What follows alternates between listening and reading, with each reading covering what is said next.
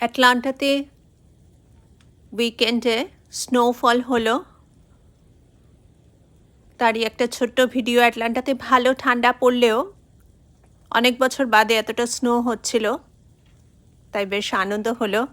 বন্ধুদের সাথে শেয়ার করলাম একটা ছোট্ট ক্লিপ।